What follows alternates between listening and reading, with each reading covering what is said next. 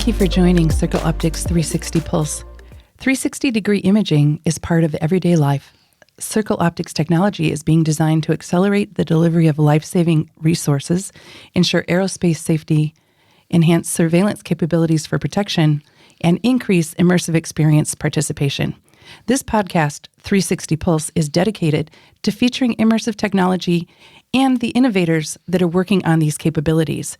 This is our inaugural program, and we wanted to actually have our founder, Sertl Optics founder and CEO, Zach Niazi, as our very first guest. He has a very interesting story as a graduate of the Institute of Optics at University of Rochester. He's someone that, as an engineer, had a vision of a capability that he was told he couldn't do, and actually took some time to go back to the science and spend time figuring out really how to make something possible that other people didn't actually take the time to figure out. And so with that, Zach, I'm so happy to have you on our very first program here. Yeah, thank you for having me. So I think first let's talk about the program. Who do you hope listens, and what do you hope that our program 360 Pulse accomplishes? Yeah, so I'm hoping that two of the audiences that we could reach out to that are kind of underserved, I think, today are founders who are trying to start deep tech hardware companies, and not just companies that you're putting some hardware together and basically piecing together off-the-shelf components, but actually trying to start a deep tech company and what that entails, because there's not a lot of material out there. And one of the things that, as I was going through the process of starting the company, I would search for podcasts that could kind of guide you the way. But there's not a lot out there today. And so I'm hoping that we could be a source of inspiration for deep tech hardware founders who are looking to get in the space but don't necessarily know how to start a company, raise funds, and do things that sometimes could take a lot of capital to get to the first milestone. And the second audience I'm hoping that we can appeal to is any technology enthusiasts out there, because one of the interesting things about a deep tech hardware company like ours is that you really have this opportunity to address a wide range of industries, from self-driving cars to drone technology to immersive media to space exploration. There are really few technologies out there like a panoramic camera that encompasses all of these industries. And so if you want to look at the frontier of technology and science and innovation, this is the program to listen to. Wow. So I love hearing our commitment to the deep tech piece, because we hear so much now about software, and so it'll be really great to get into the bones of how do you actually build and keep the long view in mind, because it is quite a heavy lift. So what I thought I would do here is break this conversation into two parts. The first being about the technology, and the second about you as a founder, because with you, we have an opportunity to gain insights in both areas. So let's hear your origin story and what you wanted to accomplish initially starting Sertl Optics. Yeah, so the primary goal of starting Sertl Optics was really to build technology that could help satisfy this itch and curiosity I had that I wanted to travel the world. So Oculus Rift headsets and virtual reality had just come out when I was graduating college. And the thing I wanted to do was be able to put on a headset and feel like I was roaming through Venice, Italy, or the pyramids of Egypt, the Great Wall of China at nighttime, just from my dorm room.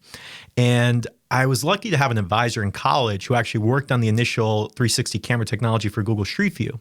And I asked him, why, if there are cameras on top of cars mapping the streets of the planet, why can't I strap on a headset, feed into that content, and see an immersive 60 frame per second video and a walkthrough of the streets of the world, rather than just one photo per street block? And he explained to me that to really get 60 frames a second and content that you could do for virtual reality, you had to fix the problem of stitching. And stitching is this process where basically it's very difficult to fuse together the imagery from multiple cameras so they have a common perspective. And it requires a lot of manual intervention. People actually have to go in and spend hours in this Adobe Photoshop type tool to manually edit the content together. And it could take several hours for a single minute. And he said, with the current processes and workflows, it's just not possible to scalably map the streets of the planet like you want. It might cost $1 million per production, or some crazy amount, astronomical amount, just to make a few productions. And so that caused me to really think about, how could we go back to the drawing board and build a camera from the ground up that didn't have these problems to begin with, that just stitched imagery together perfectly? Was it possible to build a 360 camera like that? And I asked him that question. He said that his company and a number of other companies had tried, There are ways you can mitigate the problem. You could try to be clever and position the cameras in certain ways that you have less stitching. But he said that fundamentally, it's impossible to solve. And so I spent my senior year trying to solve the problem. Couldn't actually figure out how to solve it.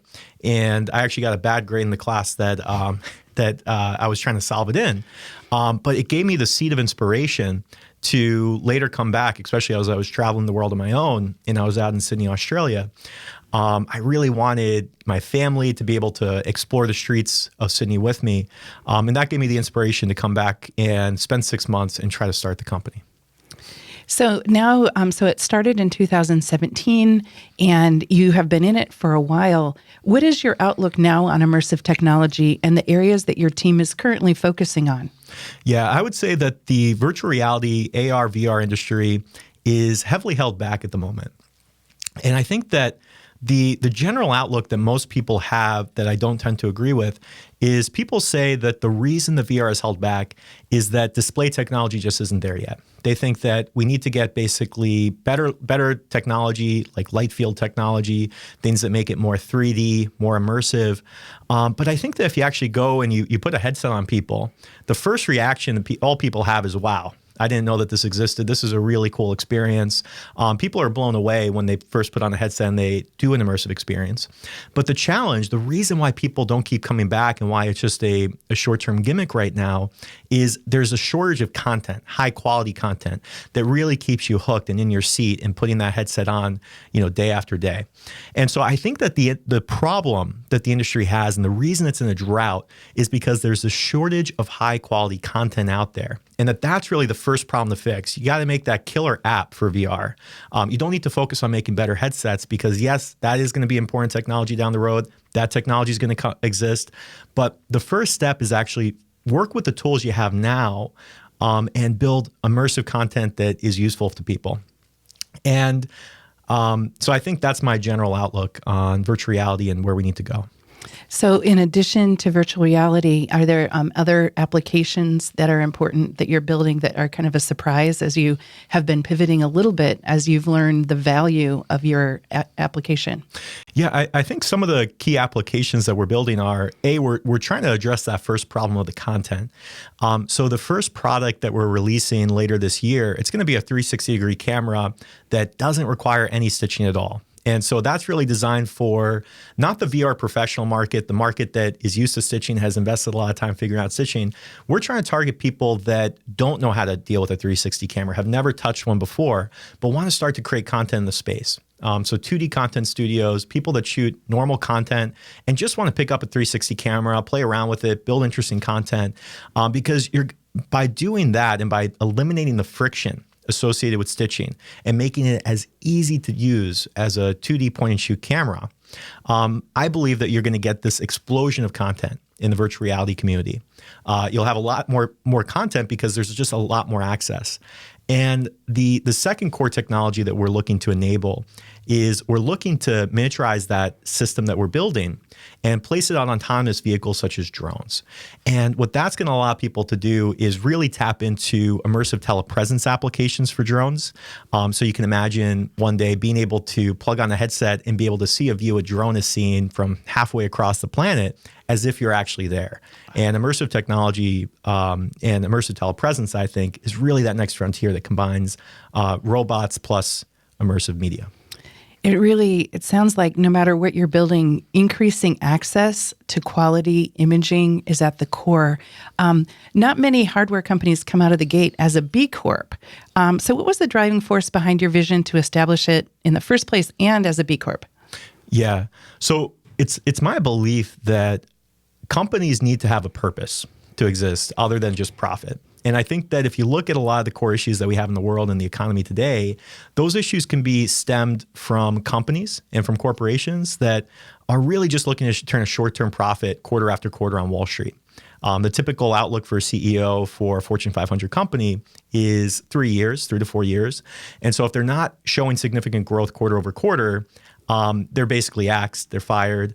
And in addition, shareholders can sue you if you make a decision as a company that would lose you profits. And so I believe that the future of companies is not going to be about pursuing profit at all costs, because that's really a short-term outlook and it doesn't lead to good results. It's going to be about driving values within the company. To give an example, if you look at social media today, social media is optimized for clicks. So when we scroll on Facebook or TikTok or whatnot, they're trying to optimize you staying on the platform. And so a lot of the content that we're fed on social media is, it's good for turning a profit and for keeping you engaged on the platform, but it may not be the best content for the consumer, for the user. It could get you into a negative spiral, seeing maybe negative content. It could get you to kind of get in these loops. And so there's a lot of issues that we see in social media because these companies are driven just by profit. But if they had a goal that was focused on the customers as well and the benefit to them, I believe we'd be reading different articles about social media companies today. So the outlook for why to go B Corp is, I believe that one day every company is going to be a benefit corporation. Every company is basically going to have a benefit purpose above just profit, because I think that's the only way we can sustainably move technology forward in the 21st century. And for many of you might have known me as an independent consultant. I actually joined the team last year, and I can just tell you as an employee that the commitment from the inside out is there in terms of equitability, as well as oftentimes you're a seat at the table, but often your voice isn't heard, and the ability to build on the inside out. The employee experience is just as valuable as the quality of the outtakes that will be taken with our technology. So that's just really great to be here on this team to do that. You actually have over $3 million in contract work and private investors, but you're also doing a WeFunder campaign. What is it that you hope that this type of community round accomplishes? Yeah, so I'd say that's twofold. The first piece that we were looking to accomplish was really to be able to raise cash in this climate, to be able to push forward some of our objectives as a company, and also unlock some government matching funds. And I could say that at this stage in the campaign, we actually have reached that minimum goal, that minimum threshold. And so it's been a huge success in that way. So we're going to be able to unlock some matching funds from some of our partners at the National Science Foundation as a result of the community outreach.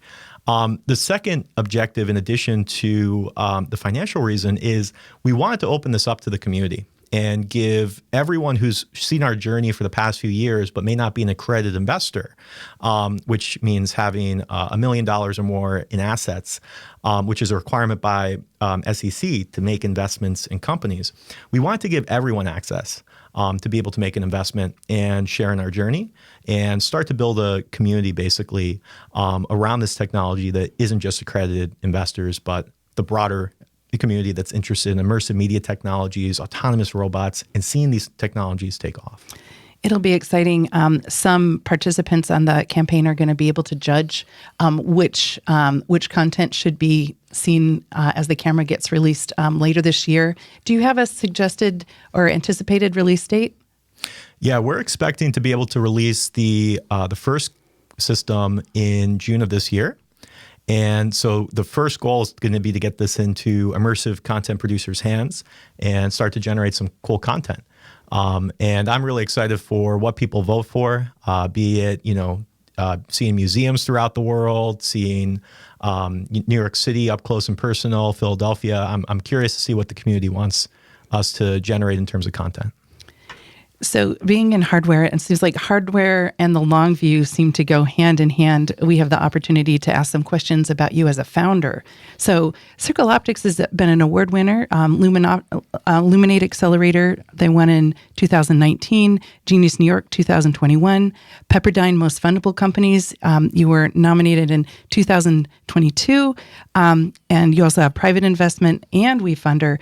With all of this experience as a founder and these funding models, are there 3 lessons that you can help other founders learn from this fundraising journey that you've been in? Yeah, so I'll focus this advice on, again, deep tech hardware founders. I think that the first key thing to do as a deep tech hardware founder is figure out what community you want to build in. What's the best ecosystem? If you're trying to build a mobile app or a website, it's Silicon Valley. If you're trying to do fintech or ad tech, it's New York City. But if you're trying to do deep tech technology, build the next quantum computer, build technology that removes carbon from the atmosphere, there are going to be pockets of innovation within the United States that has talent already there in position, that's not Silicon Valley, that's not New York City or some of these typical startup hubs. And so your first challenge as a deep tech founder is going to be to figure out what that pocket of innovation is. For us, it was Rochester and Syracuse, New York. It was central New York. We were initially based in New York City, but until we moved to upstate New York, we didn't have access to talent.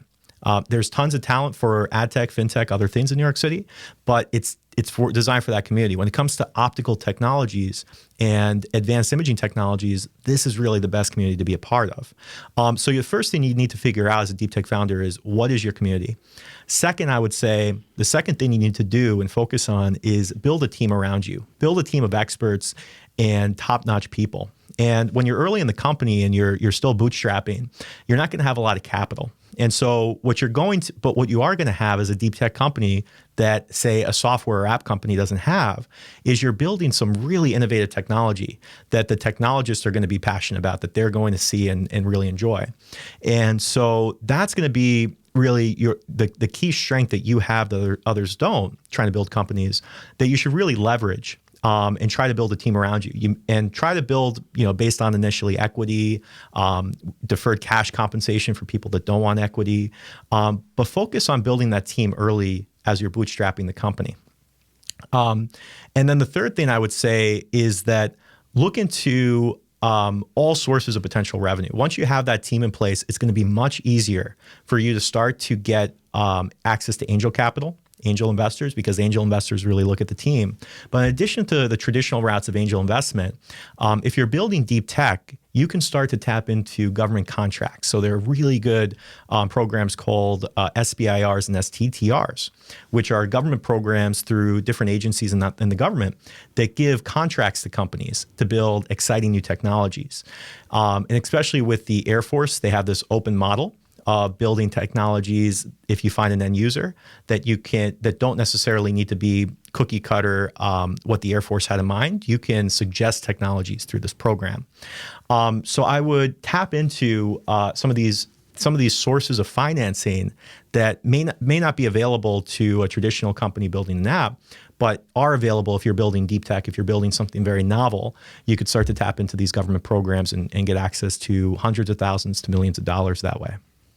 There are two words that come to mind as I think of all that you shared today: the word vision and also scenarios. Like I think of your ability to have such a strong vision, and persistence actually was the second word I needed a minute to get to, that I really think that you give this world of deep tech as expertise. So any of you deep tech founders that are needing an extra boost of the long view is worth it, you can reach Zach at sertloptics.com.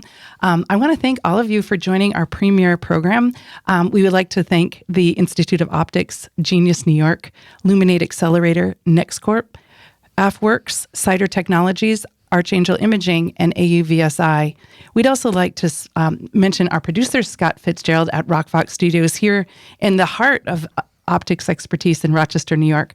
And we do hope you subscribe to our program. Find us on Twitter, find us on LinkedIn. We're very interested to learn other deep tech founders and stories that would be really great for 360 Pulse. So if there's someone that we should feature, please let me know. Jennifer at sertloptics.com. Thank you for joining us. Thank you so much.